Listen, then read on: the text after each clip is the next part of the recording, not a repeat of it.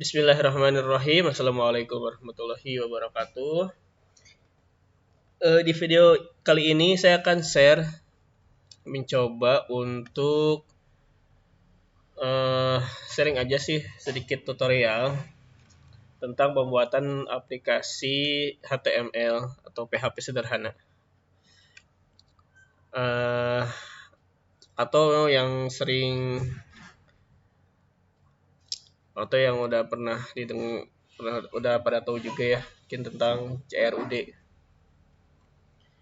Jadi saya sengaja bikin tutorial ini karena ada request dari siswa saya yang ingin tutorial katanya. Mungkin sudah lupa lagi gitu ya caranya.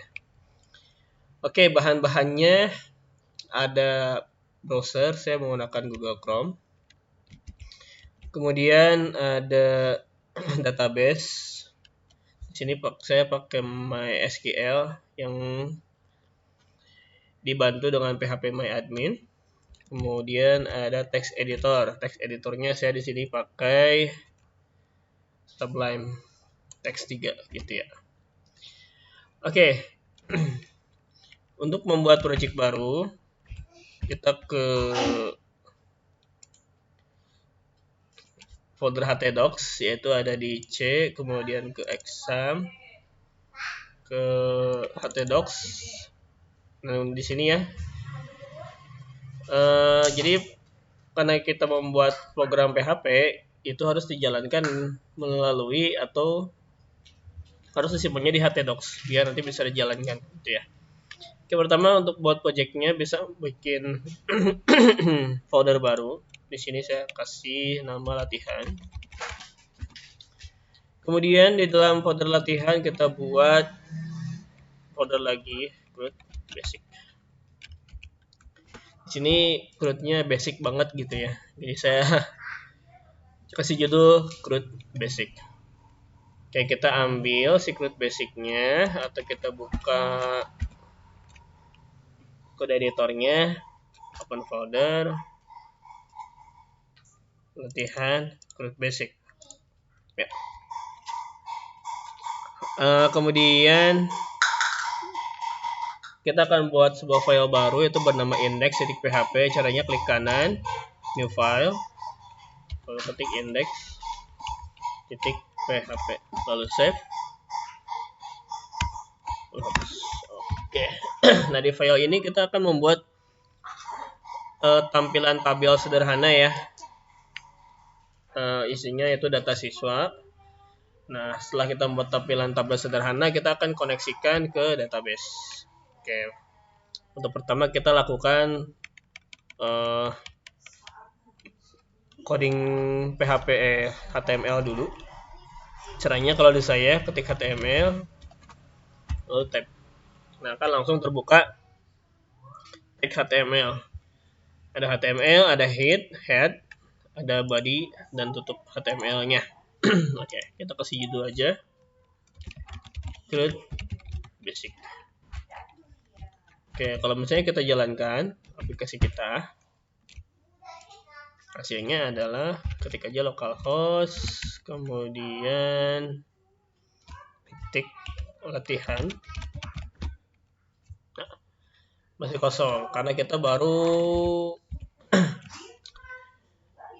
isi HTML masih kosong, baru ada titelnya aja, CRUD basic gitu ya. Titelnya ada di sini nih, kalau saya kelihatan nih, CRUD basic. Sekarang kita akan membuat sebuah judul di sini dan tabelnya. Yuk kita kembali lagi. Oke, kita bikin H1. CRUD basic. Oke, save. Apa yang terjadi? Kita refresh. Ya, muncul ya tulisan CRUD basic. Oke. Kenapa dijalaninnya di browser? Karena kita programnya menggunakan PHP. PHP itu bisa bergabung dengan HTML. Oke. Kemudian di bawah judulnya kita tambahkan tabel. Caranya adalah ketik tabel, lalu tab. Kemudian kita bikin judulnya, baris baru. Kolom pertama kita isi dengan nomor, kemudian kolom kedua kita isi dengan NIS, kemudian kolom ketiga kita isi dengan nama, dan kolom keempat kita isi dengan alamat. Oke, kita lihat aplikasinya. Ya, sudah ada ya, cuman di sini tidak ada barisnya, nanti saja. Kemudian kita akan isi tabel tersebut dengan data dummy. Artinya datanya masih statik gitu ya. Di sini 1, NIS-nya sekian, namanya siapa, alamatnya di mana. Oke. Kita copy aja nih baris yang ini dan ke bawah, paste. Oke, nolnya kita isi dengan angka 1, kemudian NIS-nya misalkan 123, namanya misalkan Ahmad. Kemudian alamatnya di Jalan Sukamenak, Indah gitu ya. 13 misalkan ya. Oke. Lalu save. Kita lihat lagi. Ya. Sudah muncul di tampilan HTML-nya atau sudah bisa dijalankan gitu ya. Hasilnya seperti ini. Oke, judulnya Create Basic. Isinya baru tabel biasa aja, tabel statik, cuma di sini tidak ada garisnya. Kita akan tambah garis atau border ya. Caranya adalah ke tabel, kemudian ke tag tabel pembuka, terus ketikkan border. Kasih aja 1, terus save, kita lihat. Ya, muncul ya bordernya ya atau garis pembatasnya. Oke.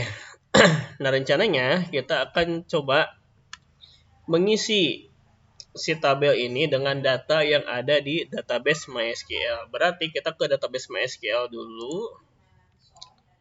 Caranya localhost phpMyAdmin, iya. Kemudian kita buat proses data baru, misalkan db_siswa. Oke, kita kasih nama tabelnya TB siswa, lalu kirim. Oke, untuk TB siswa ini kita berikan ID, misalkan ID siswa. Kemudian ada NIS, kemudian ada nama, dan ada alamat. Oke. Untuk ID siswa kita kasih auto increment karena ini akan jadi sebuah ID-nya tabel siswa gitu ya. Biar nanti ketika ada data baru dia otomatis ID-nya bertambah gitu, jadi 1, 2, 3 dan seterusnya. Oke, auto increment-nya kita checklist dan dia otomatis menjadi key, menjadi primary gitu ya. Tipe datanya integer saja karena auto increment itu menggunakan integer. Kemudian NIS kita pakai varchar, kasih aja 12. Namanya varchar juga, kasih aja 50. Kemudian alamatnya kita kasih teks. Oke, simpan atau save ya. Oke, kita berhasil membuat sebuah tabel dengan ID siswa sebagai kuncinya, kunci utamanya. Kemudian ada NIS, nama, dan alamat. NIS-nya varchar 12, nama varchar 50, dan alamat tipenya teks. Semua ID siswa tipenya integer 11, dia otomatis 11 ya, walaupun kita tadi tidak menuliskan panjang integernya, dia otomatis 11. Oke, kita akan tambahkan data baru saja. ID siswanya tidak usah diisi ya, karena dia sudah auto increment. Kita NIS-nya misalkan 1234, namanya nama saya, misalkan alamatnya